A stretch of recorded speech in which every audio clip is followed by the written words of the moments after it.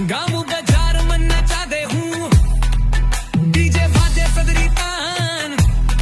मैं आके रंग मागा दे हूँ नैनावा तोर चमके रे दिलवा मोर ढलके रे सदरी बीट गूंजे हाथ भर तोरे संग चूभे रे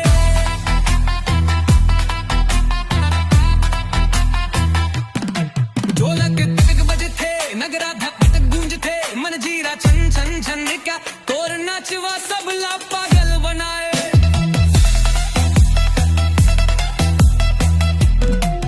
तोरे गालवा गुलाब के फूल देख के तुम मोर जिए रहा भूल कमरा तोर हिलत जुलत डीजे मन सबो मन लुटत संगी मितान सब छुप छुप नाचे तोरे नाम लेके गीत गुनगुनावे गाँव के गली में माया के बाट हवे तोरे मुस्कान मन जहर के रात हवे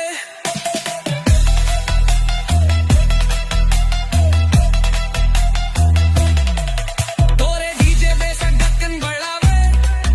तोरे सुरता जियरा जलावे नैनवा तोर हनशा चढ़ाया वे माया तोर मुला पागल वंगावे